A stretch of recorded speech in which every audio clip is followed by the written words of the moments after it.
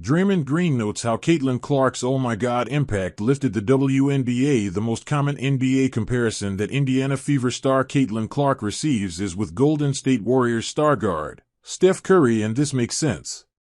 Curry is the greatest three-point shooter in the sport's history and has become one of the world's biggest sports stars because of his uncanny range. Clark has done the same with the women's game. While she doesn't have the same championship credentials, yet, nobody can deny that her ability to generate highlights has only helped the game's growth. Draymond Green's comments about Caitlin Clark's highlight ability speaks volumes. Nobody has had a better view of Curry's greatness over the years than Draymond Green, his longtime teammate with the Warriors, with whom he has won 4 NBA championships. Green was the guest on an April 29th episode of Aaliyah Boston and Candace Parker's Post Moves podcast and spoke glowingly of Clark's impact.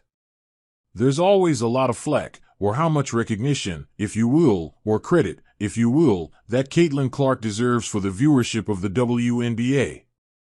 And how much isn't her, right? And I'm not here to debate that. I don't really care. What I am gonna say is her shooting threes across half court was one thing that fans could see and be like, "Oh my God, that's like Steph. Oh, I can see that. Oh my God, wow, did y'all see that?" "Let more of us look now," Green said. I think that had a big impact, because it was something that they can see and be like, "Oh my God, wow." Once they said, "Wow." You look, and you're like, "Oh my God, the skill level of this league is in some ways higher than the NBA." But you get to see a highlight play in the NBA, so then it's like, they attach themselves to the highlights.